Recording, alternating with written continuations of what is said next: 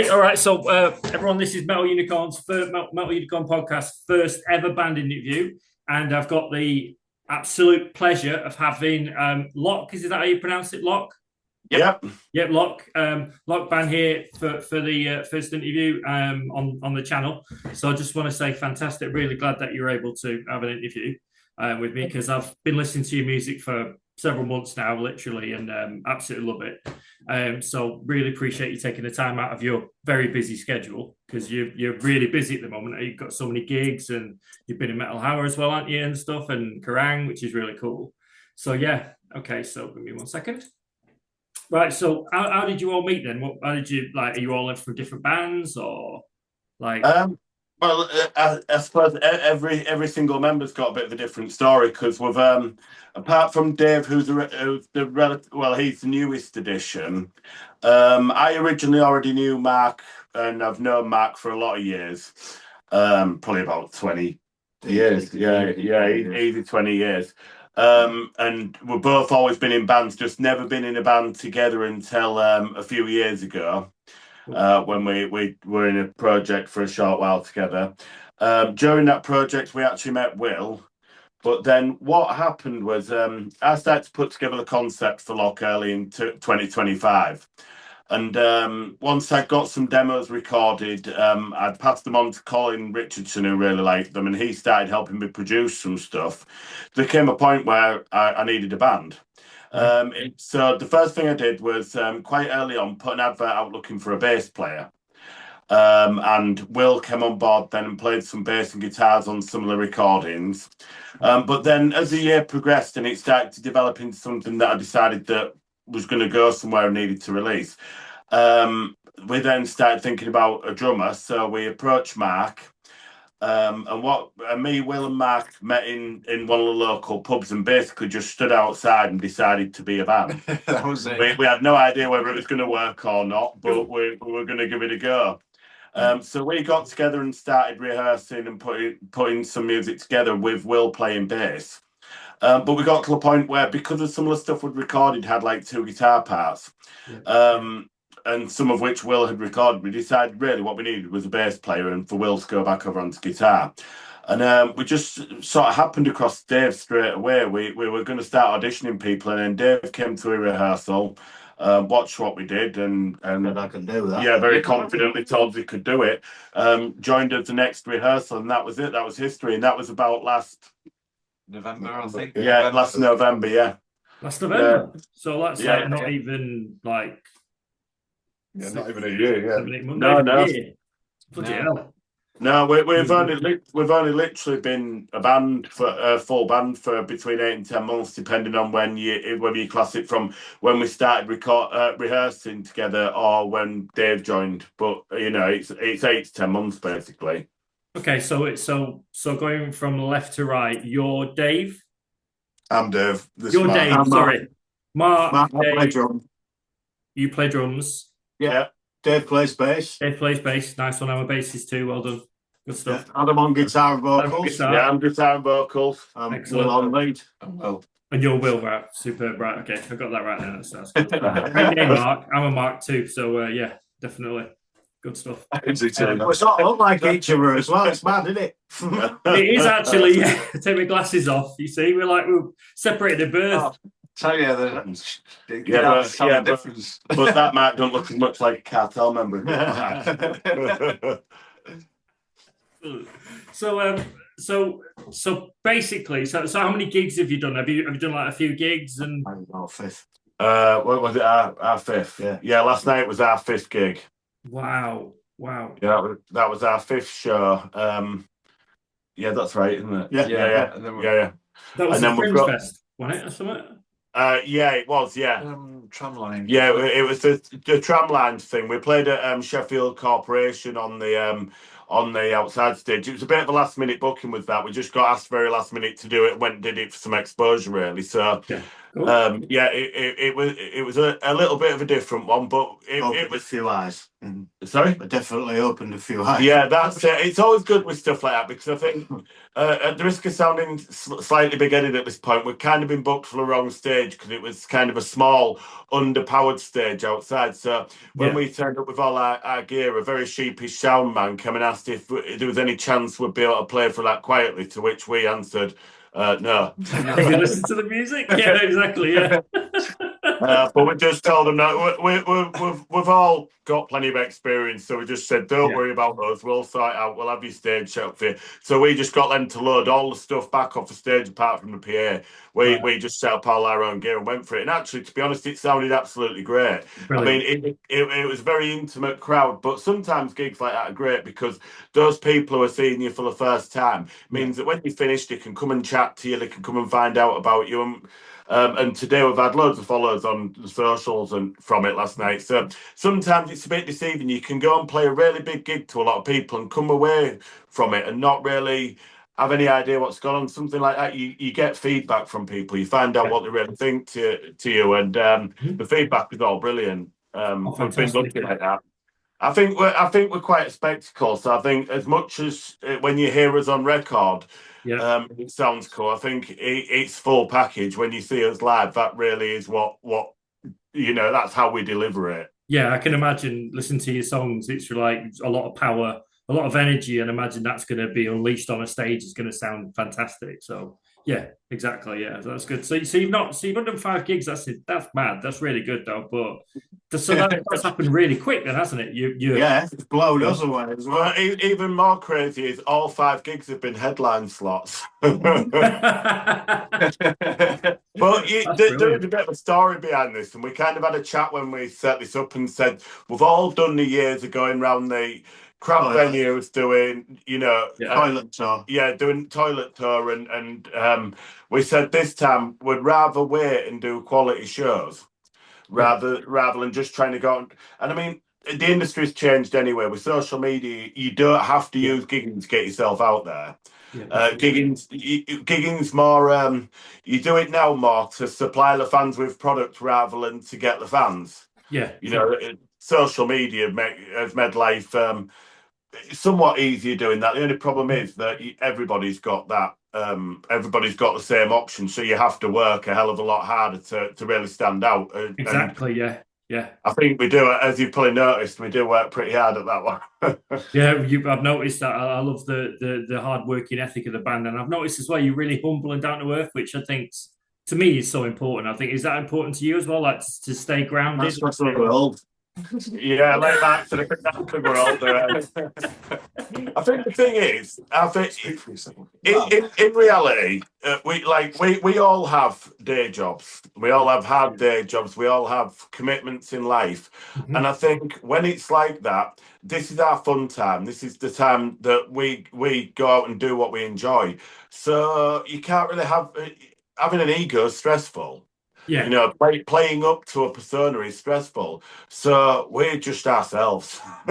What you see is what you get with us, and it's quite liberating when you end up doing that, because I've played in bands for years and years, and years ago was in a band that did pretty well, as was Mark. And what I will take from that is, when you're young, you do feel that need to play up to a persona. And sort of have a bravado with it. Mm-hmm. And then when you get older, you realise that actually none of that shit matters. Yeah, exactly. And people receive you much better if you just who you are. Well, it's all about the music. That's it. Yeah. I agree. People see through it as well. If you have an ego and a persona, people see right through it. And they're like, I think it's good for respect. You respect yourself and you respect others. It's, it all comes through in the band, and especially speaking to you. So did you expect there to be such an interest in the band that there is now? Obviously, I know your music's amazing. And obviously other people loving it. I've seen people's comments and everything. So did you expect there to be so much interest? Because there's so many, like you said, there's so many bands out there, and it is hard to get,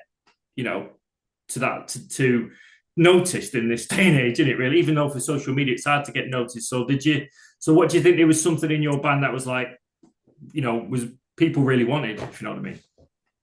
I think it was belief, wasn't it? Yeah, I think it took us all. It's taken us all by surprise how, the acceleration of from where we were when we started to where we are now. I fucking went to say he's well into it. Yeah. That's been a surprise. I don't think it was the initial goal. I think first and foremost, it was like, let's write some music, let's share that music, and then let's see what kind of a reaction that we get. Yeah, sure.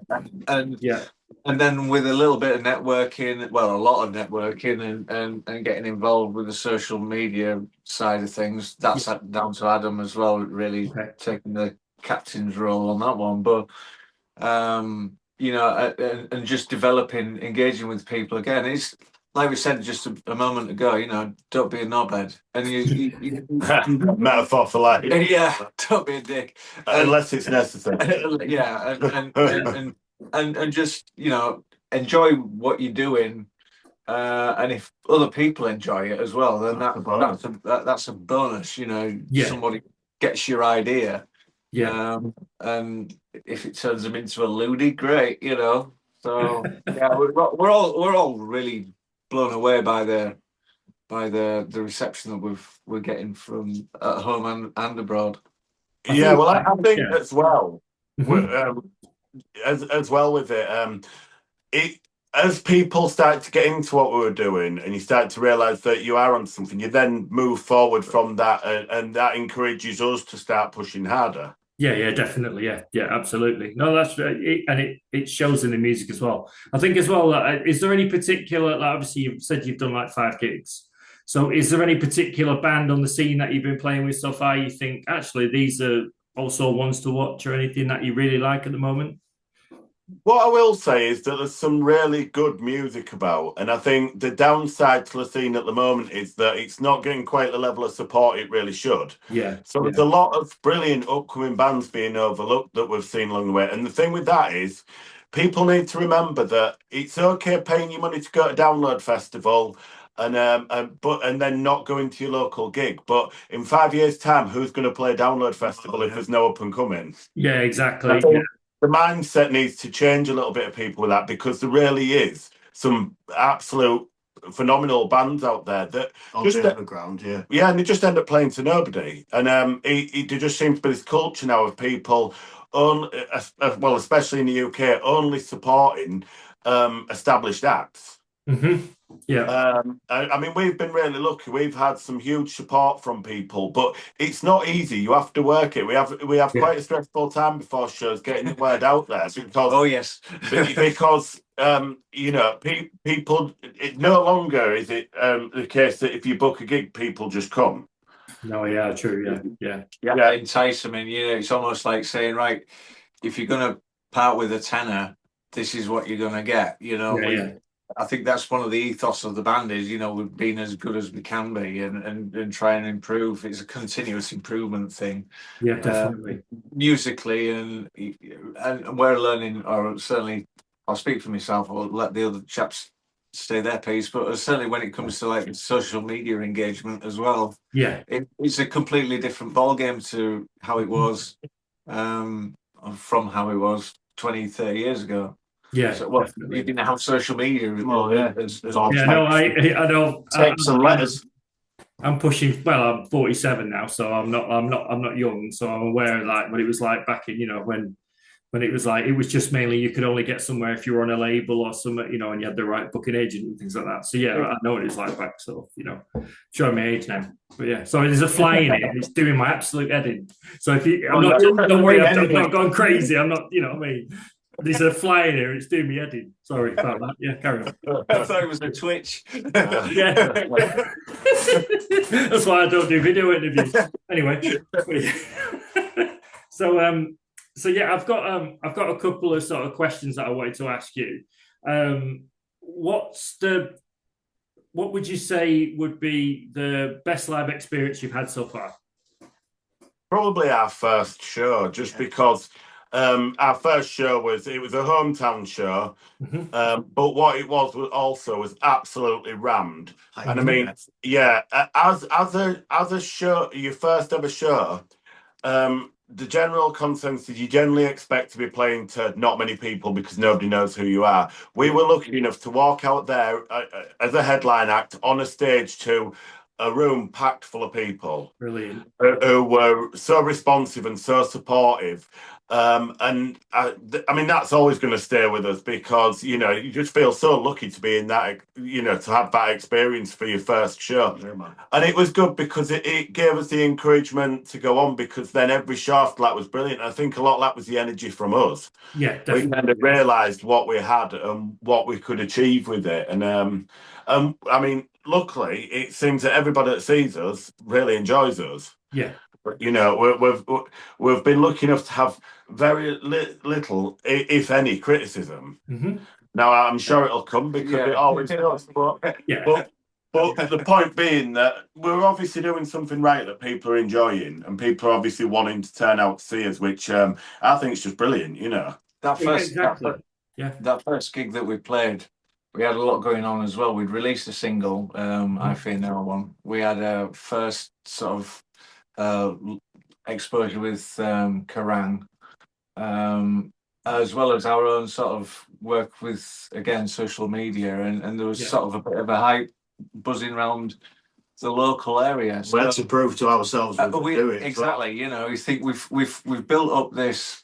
We've built up this this hype. Can we live up to it? You know, we're either going to succeed or we're going to fall flat on our ass. It was a bit like that as well. You know, it was pretty scary because as time sort of went on and we realised that people were picking up on us and we were getting some exposure and growing quite popular. We knew that we were going to be playing in front of a decent crowd, so we knew we had to live up to that. And we were really at the point where we'd only just kind of finished putting together enough of a set to do the show. It's not like every single song had been rehearsed for months on end because we hadn't been together months, you know. Yeah. I mean, our first show, what 3 months, we've been a full band. Wow. So, you know, it was, but it's all been like that. If we're honest, it's all been like that. Everything we're doing in this is a blag in a way, because we've just said we're going to do the best we possibly can. So we send out emails, we ask questions, we ask people for help, and we're just lucky that people have said yes. Everybody could have said no, and you wouldn't even know we exist right now. I mean, it all started really with Colin Richardson when he came on board with it. That was so lucky because I already knew Colin, and he encouraged me to do something again with music. So when I started putting together our sort of first demos, I sent them to him just for an opinion, really, and got the shock of my life when he got in touch and said, "Yeah, I think you've got something. Get the bass in. I'll be round Friday to come and help you with it." Wow. So, and that was your first time with us as well, wasn't it? Yeah. So Colin turned up, Will turned up, and we just started, you know. Jamming ideas through. It was. I got in touch with Adam. I saw that he was looking for a bass player, and I thought, "Oh, great! I'll give it a go." I know Adam, you know, and he said, "Right, I'll send you some demos over and see what you can do with them." So, and I sent him demos back, and he said, "Right, you know, are you free next Friday night? You know, Colin's coming around." I thought, Colin, Colin, Machine Head. oh yeah, You know what I mean? I'm going to be there. I thought if I just meet the guy, that'll be enough for me, you know. But we've had the pleasure of working with him for a while now. So yeah, he's almost a silent member of the band now, because everything we do, he is involved with. Every recording we've done it, and how we kind of prepare for it before we go into the studio with him is I'll go around and have a cup with him and play some of the stuff we recorded from rehearsals and say, "What do you think?" And it all starts from there. And I'm lucky enough to be good enough friends with Colin that I can just go around and do that. And that's the great thing with Colin as well. He's a friend as well as somebody who helps us with our music, you know. Fantastic. I mean, that's already got, like, you know, sort of, I don't want to say star, because that's very sort of cheesy, but that's almost got like kind of that professional feel anyway. It's like, oh yeah, he's quite, and when people say, oh, it was Colin Richardson, and then we're like, well, actually, this is what he's done. He's produced one of the best albums Machine Head have ever created. Yeah, right. Yeah, first albums. There's nothing. I mean, I'm not going to mention any other album. I'm sure they've got some good stuff, but the first album for me, yeah. And when you've got that kind of professional sort of quality on the recordings, that's like. I don't know why I can't speak normally, but I don't know why I'm running out of words. The wife would tell you I never shut up, but anyway. But yeah, so yeah, but that bloody fly, seriously. Twitch. So it's not my Twitch, and it's like, look, that weird guy who did it. It's on Twitch. So I've got a couple of quizzy type questions for you. So I'll give you 2 words. You choose which one. You can choose both if you want. So first one, Gibson or Fender? Gibson. Yeah, Gibson by miles. Yeah. For metal, anyway. It's a play or to burn? Oh, just preference, really, I think. Right, yeah, cool. Yeah, so there's no real right, there's no real wrong answer. It's like you could choose both if you want. Like, so Metallica or Megadeth? Metallica. Metallica. Megadeth for me. Controversial. Download or Bloodstock? Bloodstock. Download. I can't say because I'm not. I've played Bloodstock twice. It's amazing. I'm going to say both because the simple fact of the matter is it's not like we kick either of them out of it. Oh no, it's just Bloodstock's quarter of the size. It doesn't take 20 hours to walk to your car. So that's just because Mark's getting old. Oh no, I love the heavier side of metal, so for me, Bloodstock all the way. It's hard for him to get up and down those fields with his. Talking about festivals, I've got a really embarrassing story about Sonosphere. I can tell you very quickly if you want. Yeah, they have these places called the Cooking Point in Sonosphere. This is called the Cooking Point where you cook. Yeah. Well, I was a bit naive and I went to this thing called Camp Loner because my brother went to Sonosphere, but he decided that because he was interviewing bands, we got to the gate and he's like, I'm going in the VIP with my wife. You can disappear off. So he just left me there. And I'm running around and look at this Facebook post saying Cocking Point. So I'm going around asking all these security guards, like, where's the Cocking Point? What's the I realised some little shit had rubbed out the cooking pot. So anyway, that's my embarrassing story. Don't tell it to many people. Big blokes like cooking point. Next one. Welcome to your first podcast. What's that, mate? I say welcome to your first podcast. Yeah, welcome to my first podcast. Yeah, this is where all my guilty secrets come out. So last 2, drop D or standard tuning? Drop D. But yeah, we're drop A, but drop D if we had to choose between drop or standard. Yeah, drop or standard. Yeah, I was just thinking. From obviously, I know that I'm not trying to alienate the drummer because obviously I know you don't have strings, but that's fine. And one more: Black Sabbath or Led Zeppelin? Sabbath. Yeah, good. Yeah. All day long. So even though Zeppelin are cool. What's that? Even though Zeppelin are cool, Zeppelin are cool. Yeah, definitely. Sabbath are more of the, the kind of like, I mean, I agree with that, 100% Sabbath. But there is no right or wrong answer. It was just purely just a little bit of fun, something to sort of, I think the simple fact of the matter with Sabbath is if they didn't exist, this wouldn't exist. Yeah, exactly. Well, there you go then. Exactly. That's it, isn't it? It's like, the God innovators of metal. So 2 more questions. If there's one song you want to cover, what would it be? I think I'd like to do 5 Minutes Alone by Pantera. What a tune. Sorry, he's just telling me I've got 9 minutes 51 left on the meeting because I haven't upgraded to Zoom Pro yet. So yeah. You just told me the same. It's like I'm not paying for the Pro. Screw it. So yeah, 5 Minutes Alone. Fantastic. Yeah, I think Pantera. Yeah. Absolutely, really, that's a really good track. I mean, are we doing Jack in the Waters? Well, we're thinking about. Yeah. We've discussed doing various covers, but we've just not settled on anything yet. Yeah. Okay. Oh, yeah, it would have to be a Pantera tune because we love them. Yeah, all of Pantera. All Lamb of God would be all right. Yeah. Yeah. It's but the only thing with Lamb of God is it's really hard to play. it is. It really is hard to play. I was a guitar. I absolutely love Lamb of God. They're one of my absolute favourite bands. But I do watch them and think, imagine having to stand there and play that. You can't possibly be enjoying the gig while you're trying to do them riffs. Exactly. Yeah. No, definitely. I mean, and Mark Morton, the way he plays, I've seen him live, and it's like I think I'm a good guitarist. So I'm like, whatever. No, I'll put it down. I'll put it down on there, and I won't do it again. Because you know what I mean. It's like you see the artists, and they're something else, aren't they? These Lamb of God. So yeah. You can't have a day job and be that good on guitar. I don't think. Yeah, definitely. Well, you see, I've got a day job and I'm crap at podcasts, so it's all. I've got a question for you. Yeah. Pretty Boy Floyd or Tiger Tails? Right, Grandad. Right. Well, I'd say Tiger Tails because Pretty Boy Floyd, because of Pretty Boy Floyd, you got Ugly Kid Joe.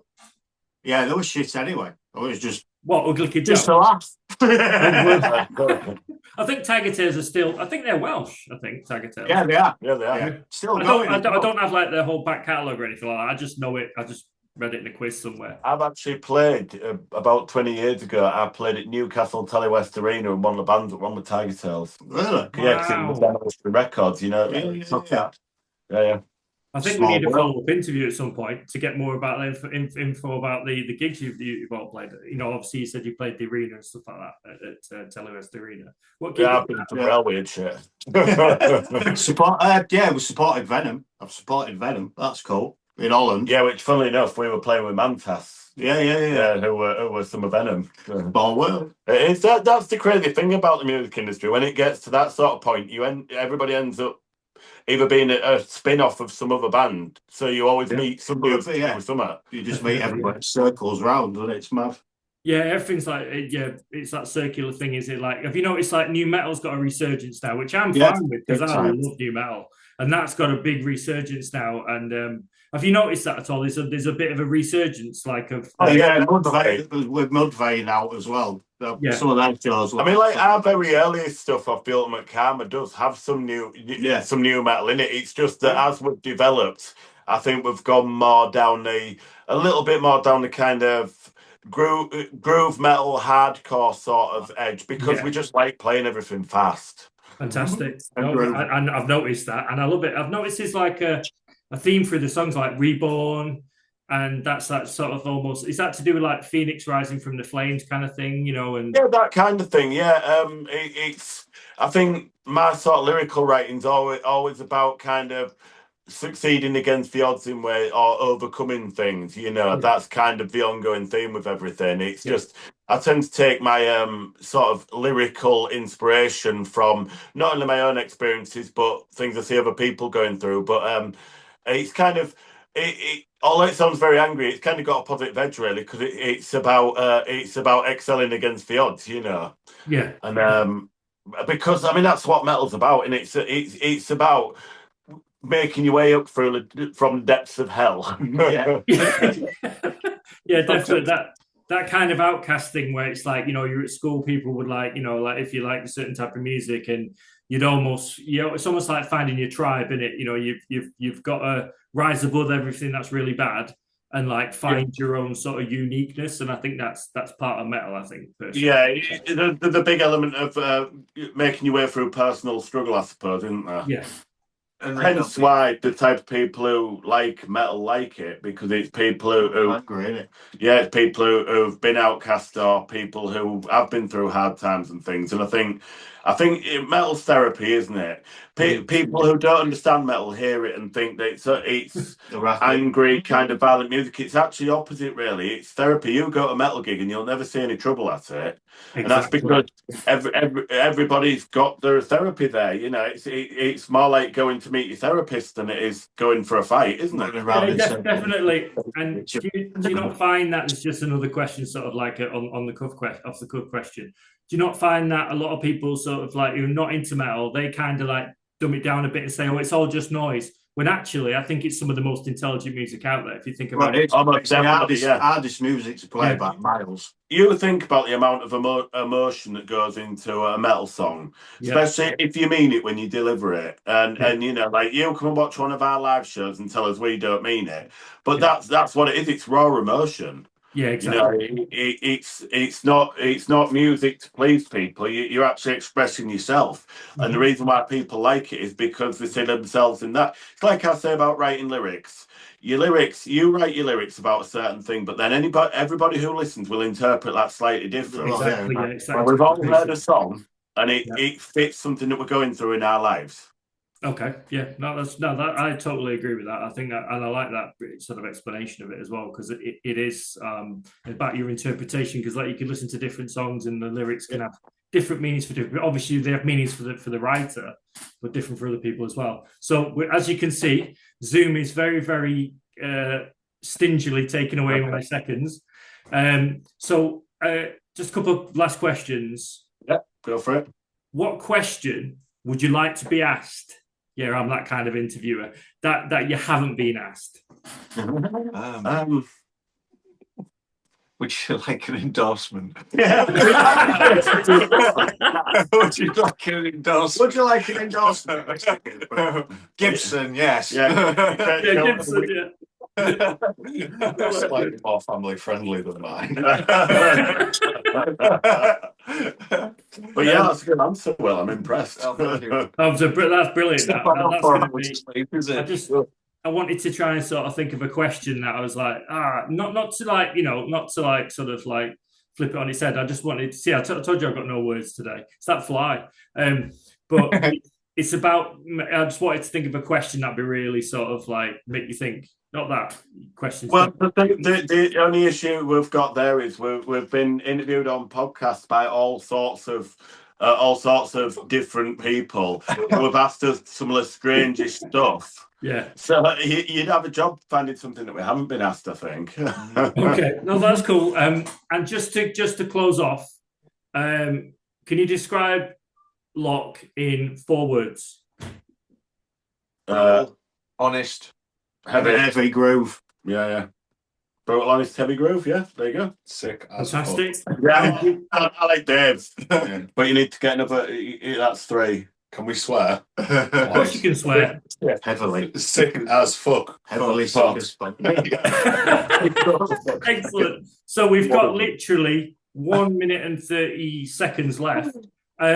Just give a quick shout out of what's coming up, what you're doing next, like gig stuff, anything you want to say. Here's your opportunity now. Well, next weekend on 1st of August, we're at Forge Fest in Scunthorpe. So if you want tickets for that, hit us up and we'll send you a ticket link. What else have we got going on? O'Reilly's coming up. O'Reilly's got all L.O.C. Stirling Castle in 30th of October for Halloween. But yeah, the thing that we've got coming up at the minute we've got the Scunthorpe gig, and then we've got O'Reilly's in Hull on the 12th of September. Right. We'll be putting out another single hopefully within the month, because we're trying to get it down to releasing once every 4 weeks. Yeah, cool. That's good. We're also planning before the end of the year a physical release.